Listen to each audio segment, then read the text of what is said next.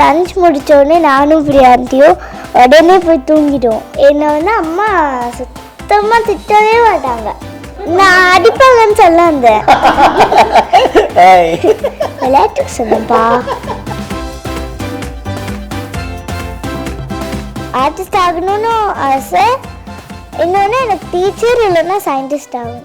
மெயினாக சிவகார்த்திகேயன் அங்கிள் எனக்கு ரொம்ப பிடிக்கும். போன உடனே அங்கே நடிச்சு காட்ட சொன்னாங்க அவளை. சிவகார்த்திகேயன் அங்கிளோட தான் நான் நடிக்க சொன்னேன். ஏன் அங்கே சிவகார்த்திகேயன் அங்கிள் அப்படின்னு கேட்டாங்க.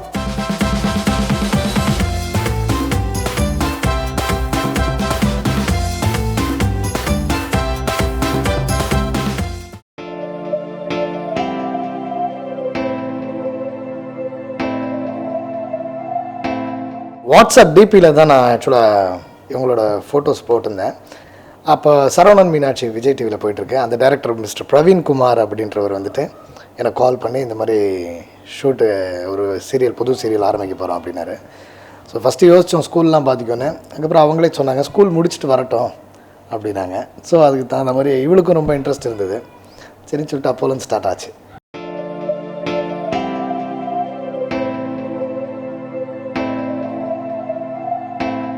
ரெண்டு பேருமே என்கிட்ட ரொம்ப ஜாலியாக நடந்துப்பாங்க.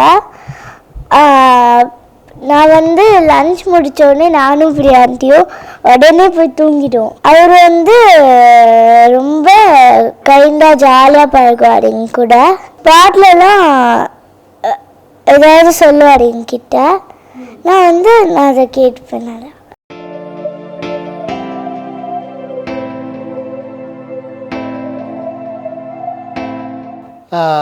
சிவகார்த்திகேயன் சார் படம் ரெமோன்னு வரப்போகுது இல்லையா? ஸோ அதில் ஒரு லீட் ரோல் பண்ணிகிட்ருக்காவ. எப்படின்னா இவளோட டப்பிங் தான் போயிருந்தாவ.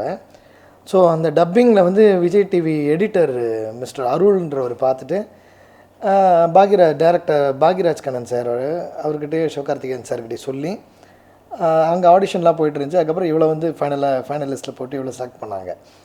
அது இன்னும் எனக்கு இப்போ எடுத்தோடனே பெரிய பேனர் அவளுக்கு. இப்போ அதுக்கு அடுத்த இன்னொரு ஒரு படம் வந்திருக்கு, அதுவும் மிகப்பெரிய பேனர்.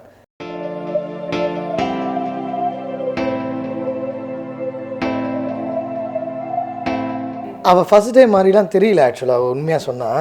ஏன்னா சிவகார்த்திகேயன் சார் வந்துட்டு அந்த ஆடிஷன் கூப்பிட்டு போனோம், பார்க்கணுன்னு சொல்லியிருந்தாங்க. அப்போது போன உடனே அங்கே நடிச்சு காட்ட சொன்னாங்க அவளை. அவள் உடனே என்னை பார்த்துட்டு நீ சிவகார்த்திகேயன் அங்கிளோட தான் நான் நடிக்க சொன்னேன், ஏன் அங்கே சிவகார்த்திகேயன் அங்கிள் அப்படின்னு கேட்டான்.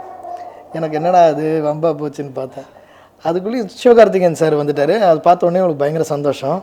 உடனே அவர் ஜாலியாக பேசிக்கிட்டு இவங்களோட ஃபோட்டோலாம் எடுத்துக்கிட்டு எல்லாம் பண்ணிட்டு போனார். அதுக்கப்புறம் டேரக்டர் சொன்னோட உடனே ஆக்ட் பண்ணி காமிச்சிட்டா.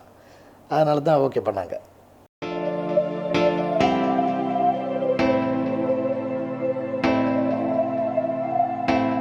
எல்லா ஹீரோஸுமே பிடிக்கும். பட் மெயினாக சிவகார்த்திகேயன் அங்கிள் எனக்கு ரொம்ப பிடிக்கும். நான் என் தங்கச்சி கூட ஆடிஷன் போகும்போது நான் அவரை பார்த்தேன். அப்போ என் கூட நல்லா பேசினார் அவர். அவ கூட என்னோடய சீரியல்ஸ் பற்றிலாம் கேட்டார். நான் வந்து அவரோட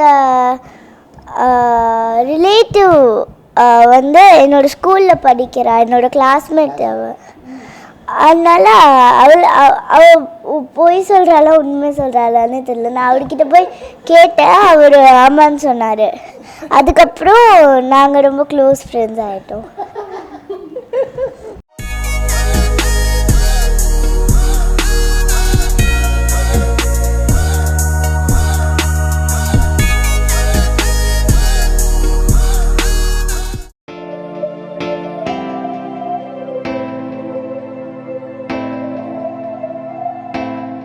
அது உண்மை தான். நம்ம இப்போ இதில் ஒன்றும் மறைக்கிறதுக்கெலாம் ஒன்றும் இல்லை. இப்போ இங்கே ஒரு ஹோட்டல் இருக்குது, அங்கேருந்து ஒருத்தர் கை காமிச்சு சார் ஆட்டோகிராஃப் அப்படின்னாரு. சரி வாங்க அப்படின்னேன். கடைன்னு வந்தாங்க. வந்தோடனே அவங்க பொண்ணு இல்லையான்னு கேட்டு இவங்ககிட்ட தான் வாங்கினாங்க. ஸோ இப்போ வந்து பூஜாவோட அப்பா தான் சொல்லணும். இதான் உண்மை, இதில் மறைக்கிறதுக்கு ஒன்றும் இல்லை.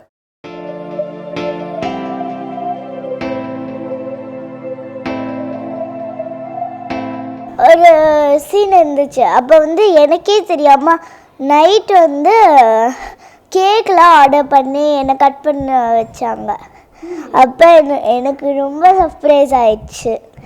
எனக்கு ஃபர்ஸ்ட் தெரியாது, எனக்கு ஈவினிங் முடிஞ்சிடும்னு சொன்னாங்க. பட் நைட் ஆயிடுச்சு முடிய.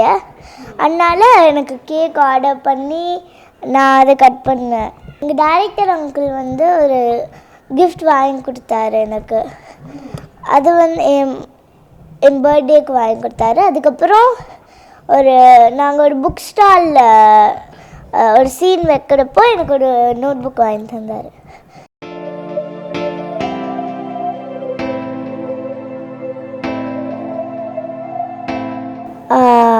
ஆர்டிஸ்ட் ஆகணும்னு ஆசை.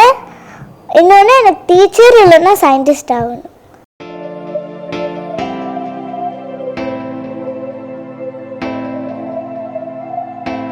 ஆமாம், அவளோட இன்ட்ரெஸ்ட் தான். அவளை நான் எதுவுமே இது பண்ண மாட்டேன். எனக்கு ஆசையை விட எனக்கு நம்பிக்கை இருக்குது. எதில் இவங்க போனாலும் ஜெயிப்பாங்கன்ற ஒரு நம்பிக்கை இருக்குது. எந்த ஃபீல்டு போனாலும் நல்ல பேர் எடுப்பான்ற நம்பிக்கை இருக்குது. ஸோ அவகிட்டே விட்டாச்சு சாய்ஸை.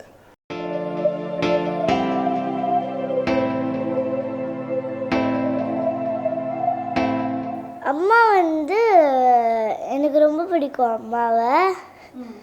அப்போ எப்போவுமே அம்மா என் கூடயே தான் இருப்பாங்க. என்னை வந்து அம்மா சுத்தமாக திட்டவே மாட்டாங்க. நான் அடிப்பாங்கன்னு சொல்ல வந்தேன், விளையாட்டுக்கு சொன்னப்பா.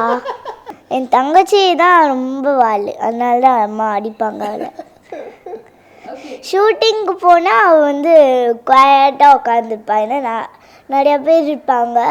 சில டைம் அந்த குழந்தைங்க கூட ரோல் வரும்ல, அப்போல்லாம் கொஞ்சம் சேட்டு பண்ணுவாள். பாடுறது எனக்கு ரொம்ப பிடிக்கும். ஏன்னா நான் வந்து அப்பா கூட ஒரு சாங் பாடியிருக்கேன்.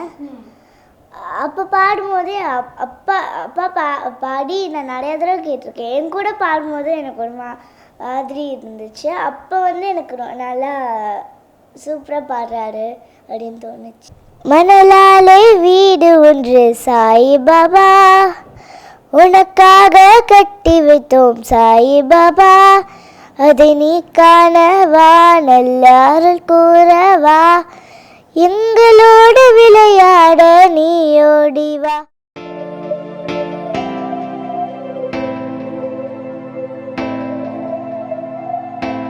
ஆமாம், இப்போது ராஜ வாழ்க்கை அப்படின்னு ஒரு படம் சைன் பண்ணுறோம். அதில் நானும் இவ்வளோ சேர்ந்து நடிக்க போகிறோம். அது டைரக்டர் மிஸ்டர் பாபுன்னு முன்னணி டைரக்டர்ஸ் எல்லாருக்கிட்டையும் ஒர்க் பண்ணியிருக்கிறாரு. மியூசிக் டைரக்டர் விக்ரம் வர்மா அப்படின்றவர் பண்ணுறாங்க. ஸோ ஃபுல்லாக காமெடி ஃபிலிம் தான் அது. ஸோ அதில் பண்ணுறோம், 2 பேர் சேர்ந்தே பண்ணுறோம்.